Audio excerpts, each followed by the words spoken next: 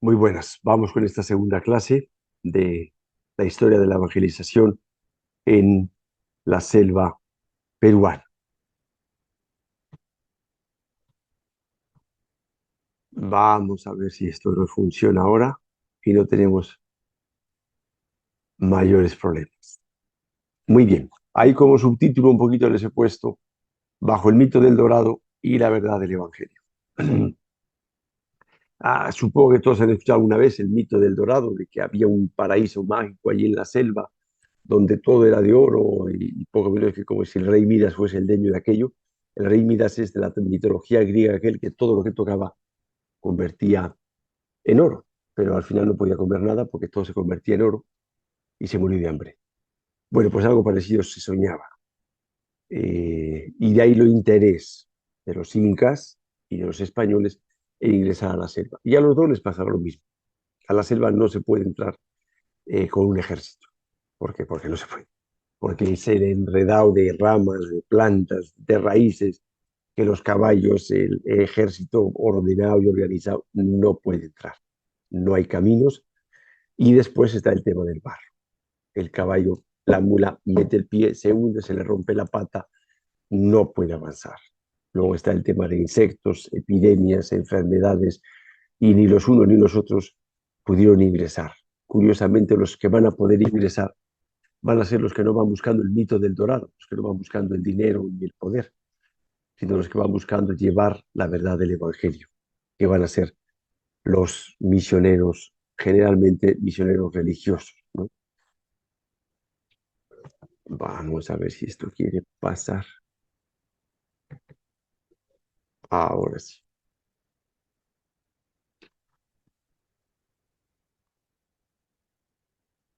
1535 es la conquista digamos, del Perú, si lo podemos decir de alguna manera. Primer ingreso a la selva norte en Moyobamba es 1539 y el descubrimiento del río Amazonas es por Orellana en el 1542. Luego vemos cómo el ingreso es bastante lento por las complicaciones que acabamos de decir ahora. En la selva oriental, ni los españoles ni los incas van a poder hacer prácticamente nada.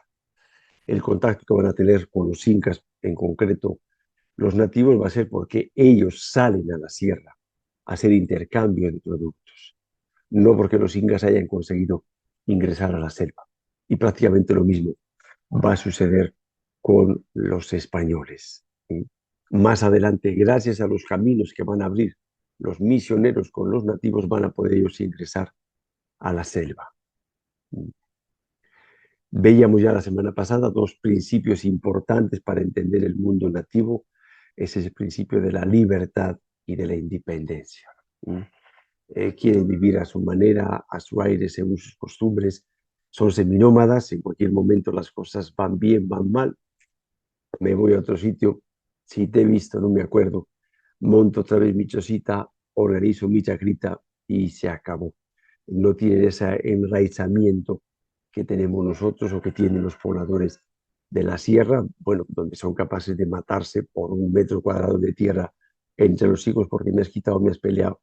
En ese sentido, el nativo es mucho más libre, mucho más independiente, pero resulta más difícil para lo que van a querer los misioneros, que es de alguna manera reducirlos, por eso de ahí viene el nombre de reducciones, reunirlos en un pueblo libre de la independencia, de la acción, digamos, ¿no?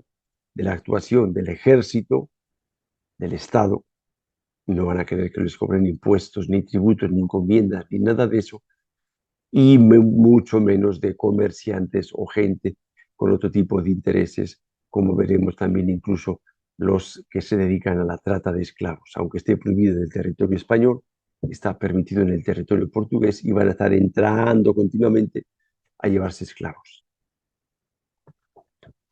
En el norte van a estar principalmente los jesuitas, en el centro y el sur van a estar principalmente los franciscanos, hasta que los jesuitas sean expulsados y entonces los franciscanos tendrán que asumir prácticamente toda la selva. Los primeros años va a haber otras congregaciones religiosas, veremos también después, pero cuando las cosas empiecen a complicarse, más bien van a preferir dedicarse a los grandes conventos, a las grandes ciudades que están en la selva.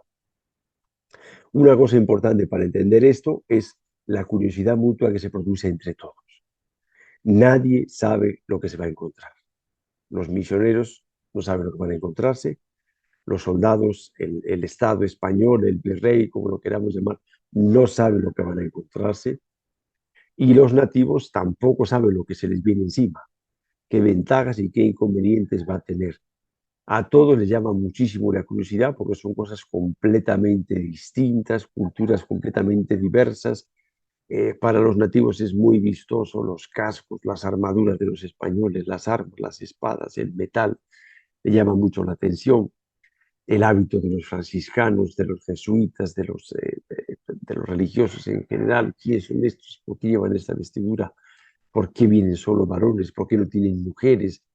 Digamos que esa curiosidad, en cierto modo, ayuda para que quieran de alguna manera conocerse, entrar en relación.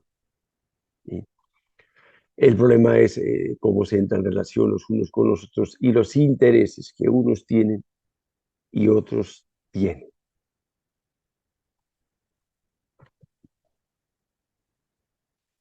Vamos a ver. Vamos con los franciscanos. El primer ingreso de los franciscanos a la zona de la selva se va a producir en el 1635. El hermano es un hermano franciscano peruano, Fray Jerónimo Jiménez. Después veremos un mapa. Desde Huánuco bajan por las pampas de Junín y entran a lo que ahora es Huancabamba. Huancabamba, recordemos que ya existía desde los tiempos de Santo Toribio. De Huancabamba quieren ingresar al Cerro de la Sal. Veíamos la semana pasada la importancia de la sal, porque todo el mundo quería sal para comer, para preservar alimentos, para lo que sea, pero todo el mundo quería sal. Había pequeños lugares donde había algo de sal, pero aquí había una gran mina de sal. Los franciscanos se enteran de esto y dicen, Tate, si nosotros llegamos allí, todos los pueblos que llegan allí, vamos a poder contactar con ellos para que nos digan quiénes son, dónde están, cómo viven, poder incluso tener algún muchacho que quiera venirse con nosotros para aprender nuestro idioma y hacer de intérpretes, y de ahí el interés en esta zona. Consigue llegar, como digo, en 1635 y funda la primera misión, cerca de lo que ahora es la Merced, la misión de San Buenaventura de Quimiri. Manda a traer un sacerdote para bautizar a los primeros nativos que quieren bautizarse, y va a llegar el padre Cristóbal Larios, franciscano también, por supuesto, también peruano. Precisamente, algo comentábamos ya la semana pasada, por choque con el curaca, le denuncian, tenía 3 mujeres y le roba la mujer a otro. Dice, oye, tú te has dicho que eres cristiano, te hemos dejado que tengas 3 mujeres y encima le robas al otro. Entonces el curaca dice, ya, padrecito, disculpe, padrecito, pero se resintió.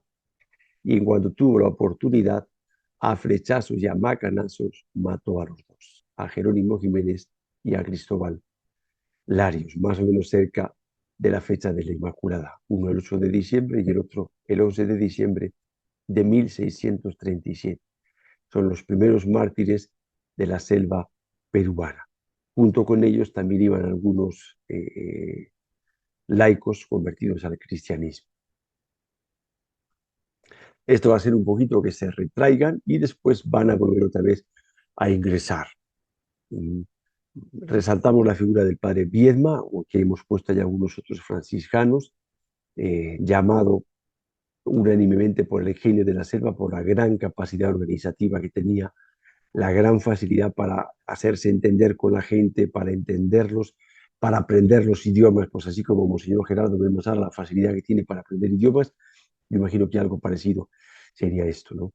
Una gran capacidad organizativa con los frailes y con los nativos. Con ellos va a conseguir fundar nuevos pueblos misioneros, donde vienen a vivir allí y a dejarse evangelizar, a criar animales, a aprender agricultura, ganadería, donde fundan iglesias, donde van a hacer todos estos embrios, crianza de animales, van a abrir trochas, caminos, hacer puentes, porque lógicamente por toda la selva alta está llena de trochas, perdón, de trochas, de quebradas, ríos, y hay que hacer puentes para poder cruzar esto, si no durante todo el año, por lo menos en invierno.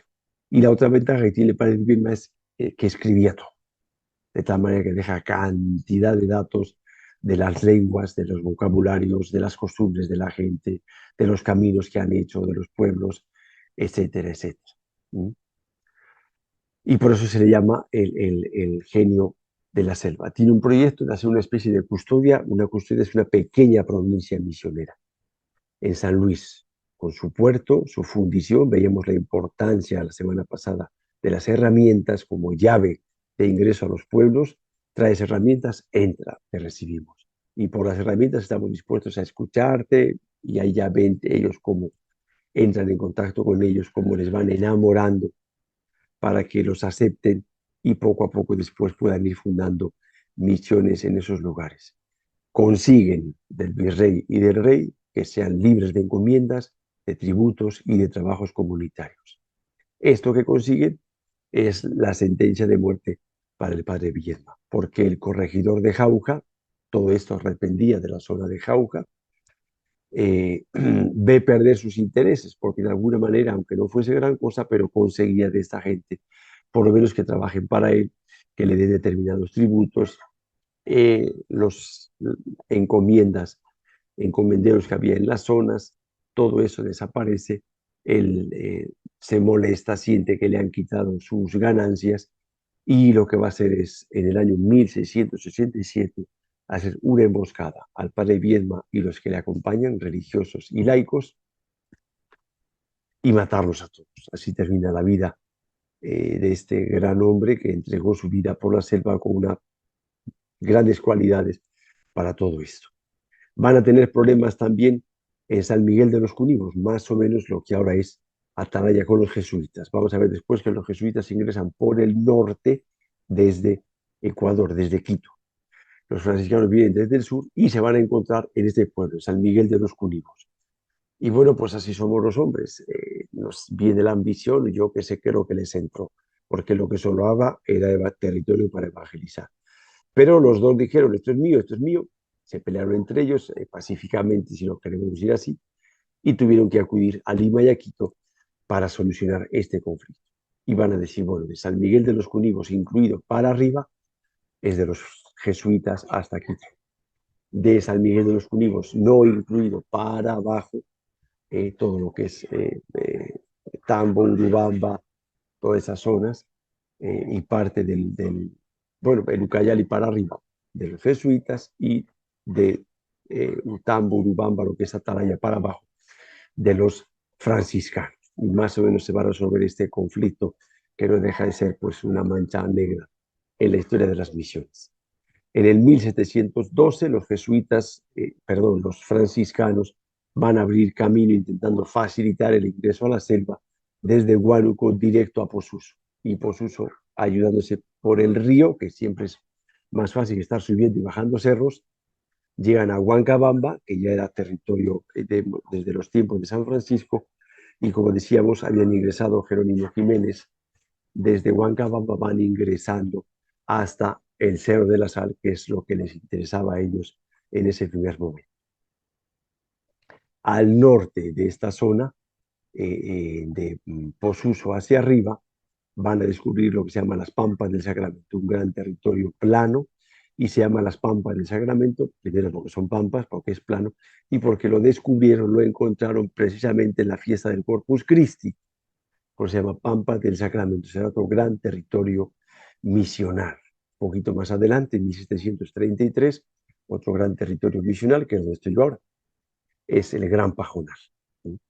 Donde el pueblo de Oventeni, pero vamos, eso es muy posterior, donde va a haber también grandes fundaciones.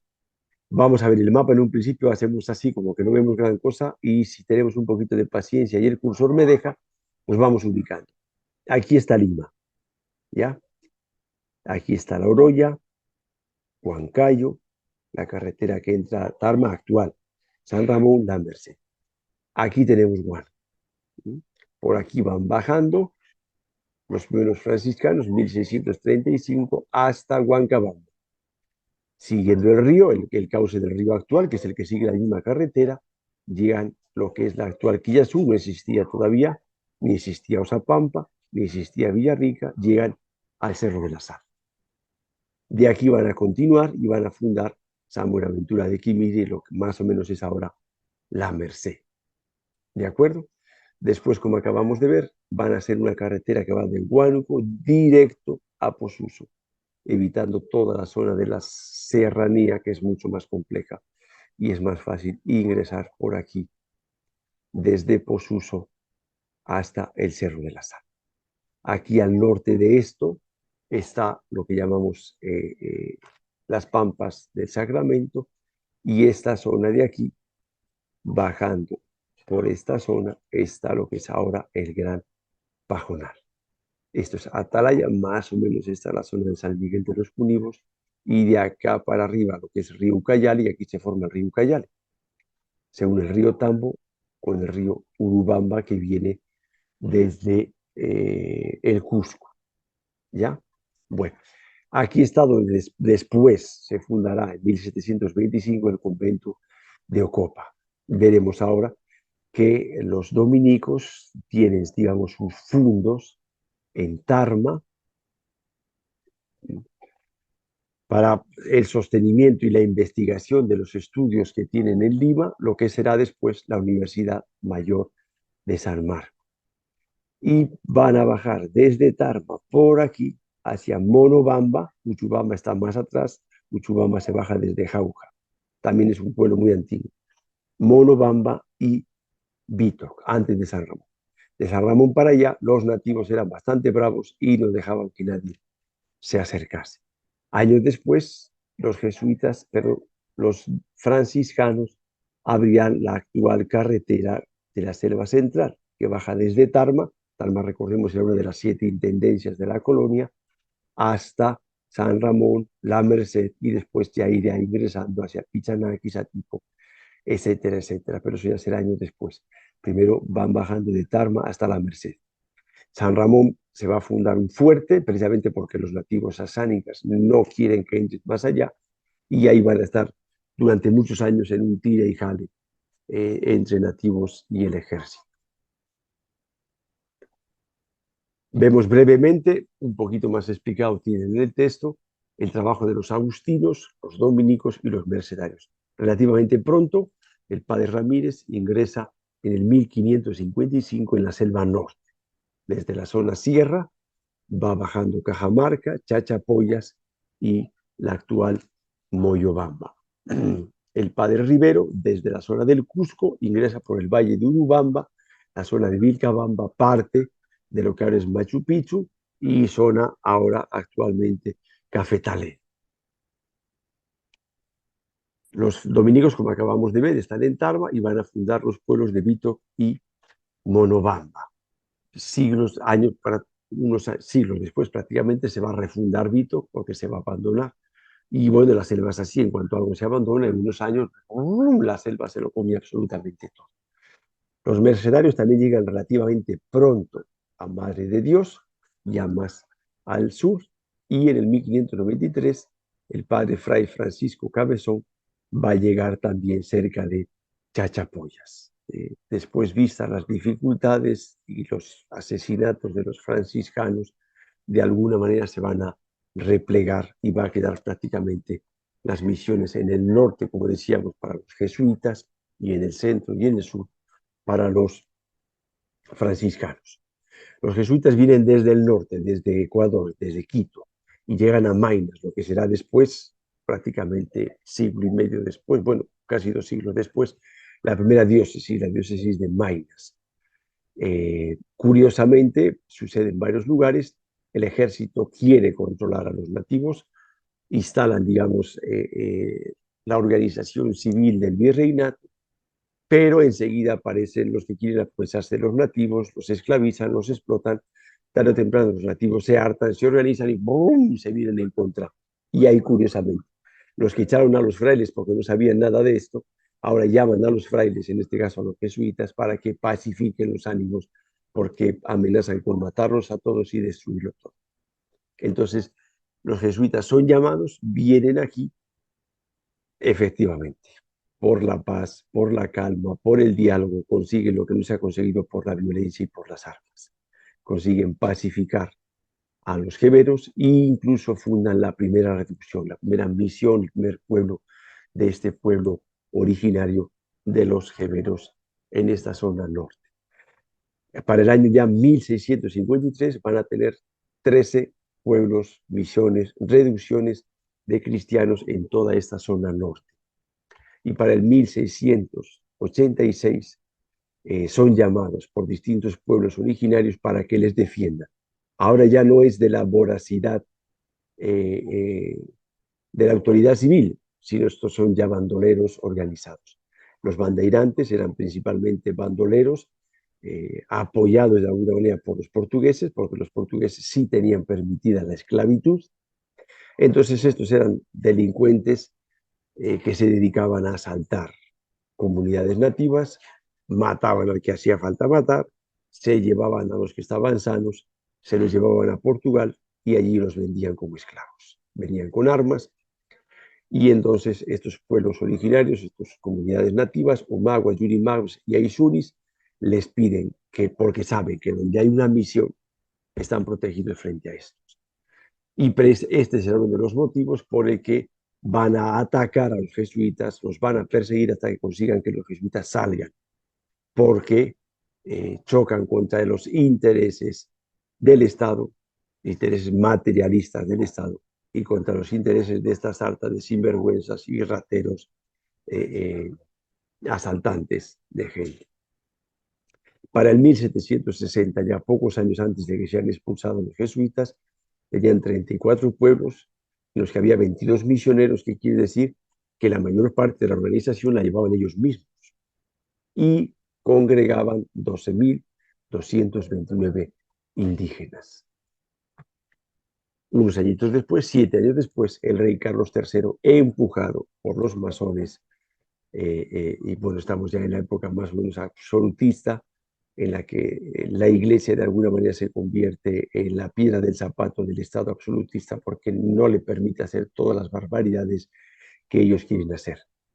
Así que buscando distintas excusas, en el 1767 son expulsados los jesuitas. Años después será clausurada la Compañía de Jesús, se llegarán a presionar de tal manera a la iglesia para que cierre la Compañía de Jesús, y años después volverá nuevamente a reabrirse. Una vez que Carlos III expulsa a los jesuitas del norte, tienen que entrar los franciscanos a toda esa zona, abandonando buena parte de puestos de misión de la zona centro y de la zona sur. Vamos a ver un poquito cómo era el sistema social y económico de estas reducciones de los jesuitas. El gobernador de Borja, la región norte, ponía un gobernador indígena que era natalicio, hasta que si no había de grandes problemas, hasta que moría, era el gobernador de la zona. Se intenta de alguna manera repetir la organización que ellos tienen en sus comunidades, así como tenían un curaca, acá tienen un gobernador vitalicio. Hay un cabildo, una municipalidad, donde está el gobernador, y luego hay 2 alcaldes y sus regidores. Estos se encargan, se van eligiendo cada cierto tiempo, cada año, cada 2 años, se encargan básicamente del orden y de la disciplina entre todos los nativos.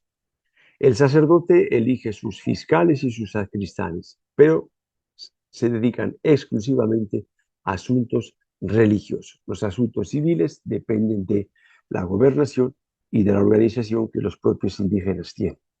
Como veíamos, el ejército, ni el inca ni el español, fueron capaces de ingresar en la zona de la selva, pero sí hay que defender las fronteras. Los portugueses continuamente están queriendo entrar para agrandar su frontera, robando territorio al Perú y agrandar la frontera portuguesa.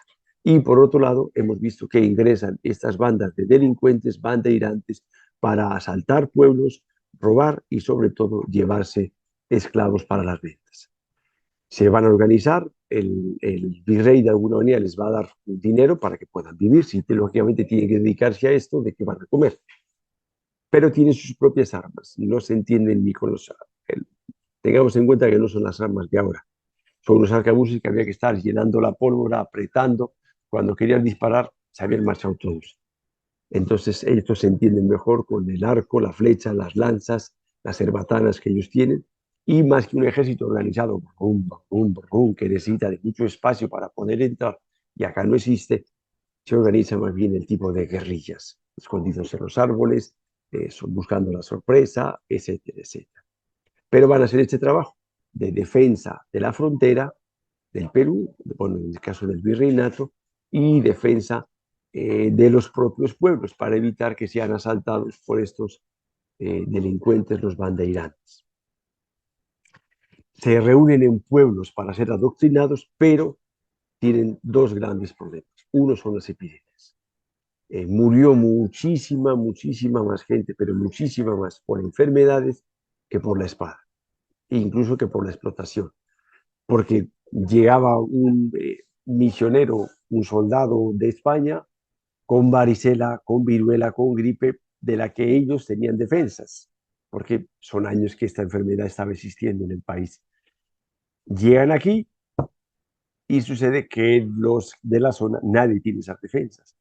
Entonces se contagiaban todos, las medidas de higiene eran muy precarias en la zona, y bueno, pues lo que hemos visto ahora con el COVID, pero multiplicado pues, por 10, por 100, se asustaban, se marchaban a sus comunidades, desaparecían, pensaban que era el demonio, y había un montón de problemas por las epidemias.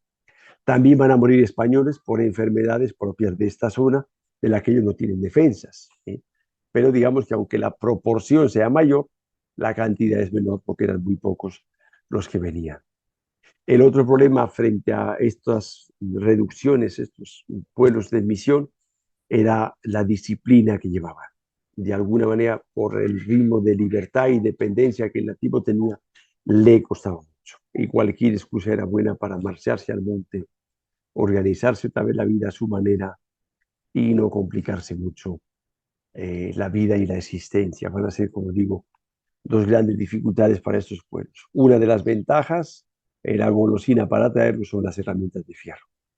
El trabajo es mucho más fácil, mucho más rápido, mucho más llevadero con este tipo de herramientas que las otras. Con lo cual, con menos trabajo, hay mucha más producción, mucha mayor facilidad, una vida, digamos, más cómoda, con mejor alimentación, mejores resultados, etc. Los trabajos comunales que ya tenían en sus propias comunidades los van a reforzar aquí, de tal manera que ya no es de una manera eventual, sino que es más o menos continuo el trabajo comunal para la construcción de las casas, construcción de la iglesia, construcción de los campos de cultivo, de las granjas para los animales, de los internados para los niños huérfanos. Todo se va haciendo con trabajos comunales. Lo mismo para el sostenimiento de la iglesia. No se cobraban los servicios religiosos, y parte de los ingresos de estos trabajos comunales iban para estos internados, las obras de caridad, el sostenimiento de los conventos y de las iglesias. No existía nada de tributos, encomiendas. Los trabajos comunales eran para este tipo, no eran para el virrey, o sea, era algo que ellos veían. El trabajo que queda, queda para nosotros, no viene uno de afuera y se lo lleva. No existía la propiedad privada, como no existe hasta ahora entre ellos, digamos, los pueblos que están más adentro, que no tienen contacto con la civilización. No existe la propiedad privada, no existen las clases sociales. Hay un jefe que se elige cada cierto tiempo.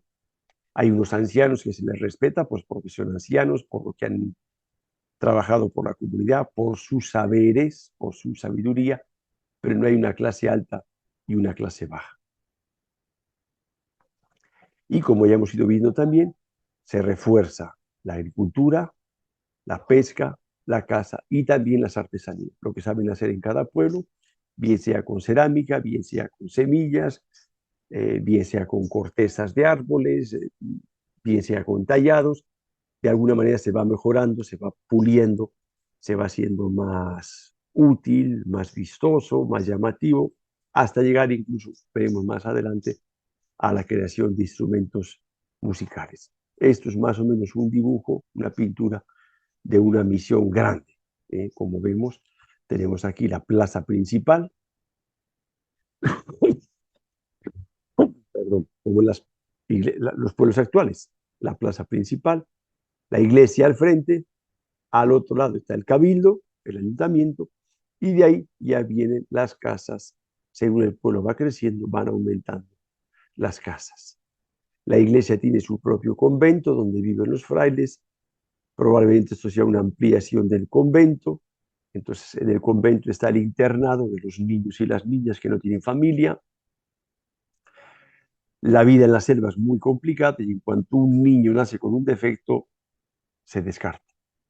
Se considera que está endemoniado y los frailes recogían esos niños. También hay acusación a determinadas niñas de que eran brujas, también se las abandonaba. Los frailes los recogen, en concreto, por ejemplo, aquí en nuestro vicariato.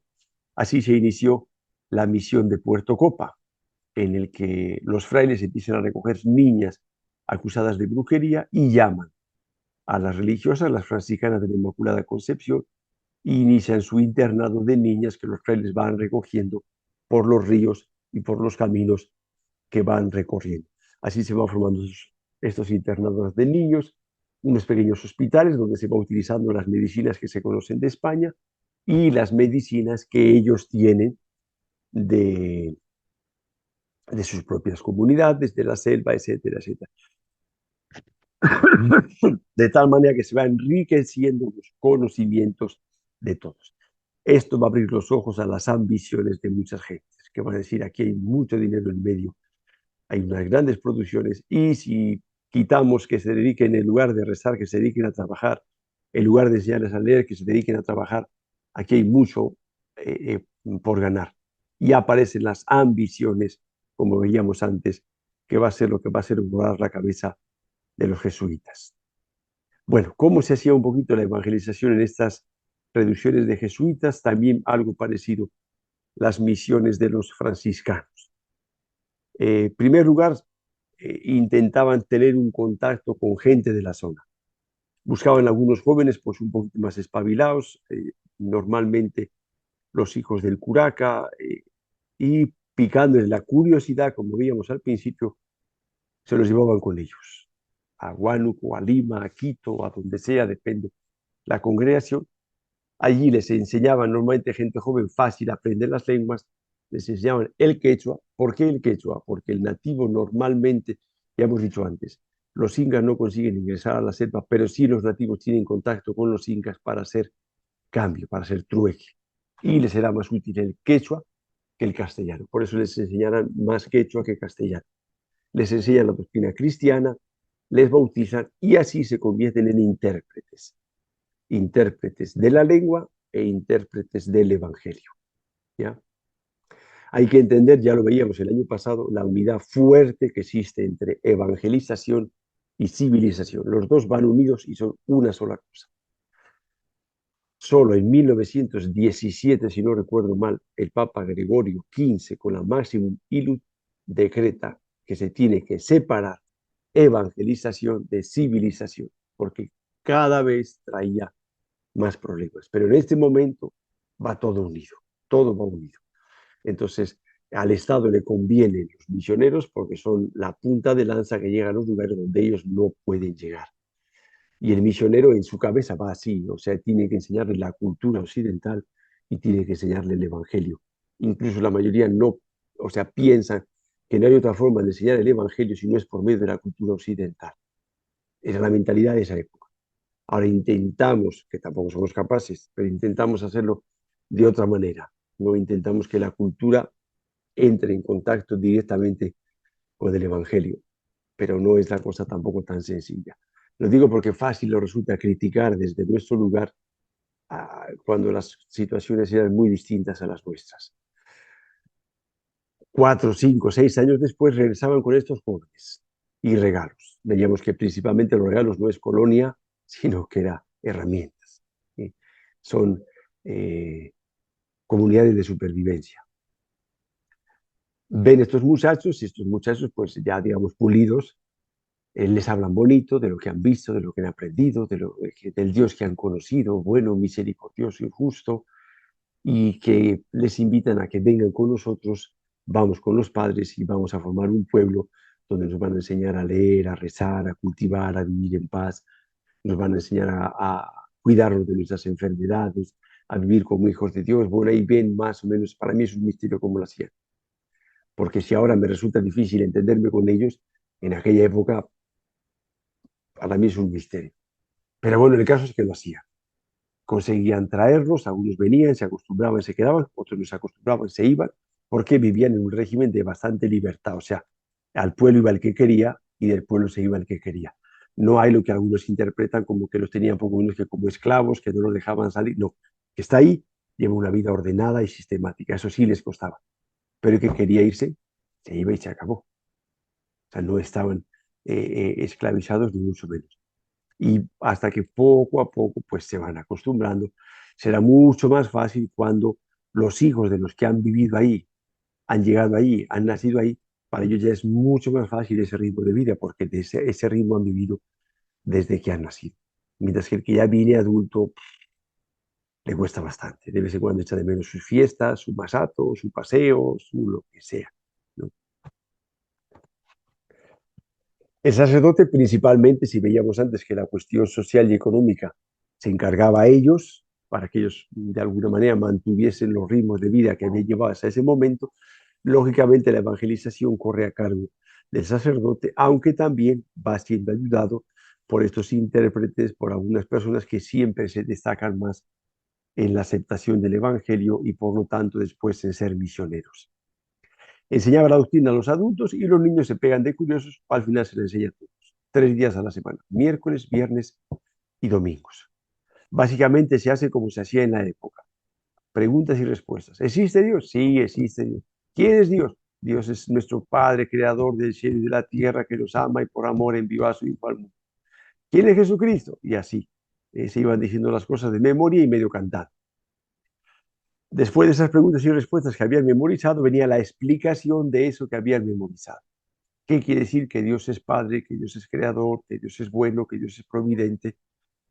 Venía un poquito la explicación, más o menos breve, 40 o 45 minutos máximo. Después, los adultos iban a trabajar, los niños y quizá los ancianos, si querían, en libertad, se quedaban también a la misa. Después de acabada la misa, los niños aprendían el catecismo, aprendían las oraciones, con todo eso aprendían de alguna manera también a leer y algunos a escribir, y como digo, todos lo aprendían medio cantar. Igual que nosotros aprendimos la tabla de multiplicar, por lo menos yo, 2 por 1, 2, 2 por 2, 4, 2 por 3, 6, etc. Así medio cantando, pues íbamos aprendiendo las cosas. Después, igual que se hacía con los adultos, se les reunía en grupos más o menos de 10 y los más mayores, pues ya 12, 13, 14 años, que ya habían aprendido, explicaban a los pequeños eso que habían memorizado, de tal manera que les quedaba algo más o menos fijo en su cabeza, lo que habían memorizado, y con un montón de ejemplos y más ejemplos y más ejemplos, iban comprendiendo aquello que habían memorizado. Vemos, por lo tanto, que no es yo llego a mi manguera y me pongo a bautizar a todo el mundo, sino que se intentaba que aprendiesen, que entendiesen, que aceptasen la fe cristiana. Ya habíamos visto el año pasado, una de las grandes herramientas para la evangelización era el teatro y la música. Y aquí va a ser parecido. El canto y la música les gusta mucho, la música les atrae, la música, decimos, amansa a las fieras. Y no solo eso, sino que se van a convertir en luthiers. Luthier es el que construye instrumentos. Y se van a convertir también en compositores. En las reducciones que queda en Bolivia, yo estuve hace unos años, tuve la suerte de visitarlo, nos dijeron que tenían más de 300 partituras escritas allí, en un estilo propio originario de la época que se llamaba barroco indiano.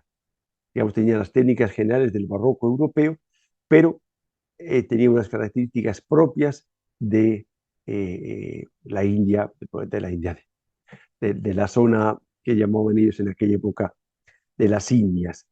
Y van a tener partituras, instrumentos de cuerda, violines, violas, instrumentos de viento, flautas, trompetas, instrumentos también de percusión. Y la creencia en espíritus malignos que habíamos visto ya la semana pasada, van a intentar enganchar con esa creencia de los espíritus del mal, diciendo la cruz, símbolo de la redención de Jesucristo, nos salva de todo espíritu maligno, y el agua bendita.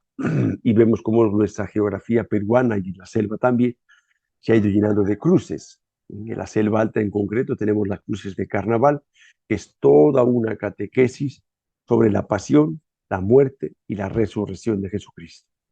En la sierra sigue siendo muy fuerte la creencia en el agua bendita, en la selva ya no tan. Pero de alguna manera intentan conectar con esa creencia fuerte en ellos, enganchándolo con el Evangelio por medio de las cruces y del agua bendita. Bueno, pues más o menos esto es lo que teníamos para este día. Animarles a que lean, porque esto es un pequeño resumen que hacemos así, pero lo importante es leerlo con calma. Ya les he dicho que no hay que memorizarlo todo, ni mucho menos, sino tener más o menos una idea general de cómo se ha ido haciendo esto, las luces y las sombras, como todo hecho humano. No todo es perfecto, pero tampoco todo es malo. Ir conociendo un poquito todo esto. Y por otro lado, como les animaba a ir haciendo un trabajito de la historia de su parroquia. Si lo hacemos en grupos y apoyados por el párroco, por algún sacerdote, mucho mejor todavía, hacer un buen trabajito que merezca la pena. Algo que hemos hecho que nos ha servido para nosotros como parroquia y nos sirve para conocer nuestra historia, identificarnos con nuestra historia y aprender también de lo bueno y de lo malo.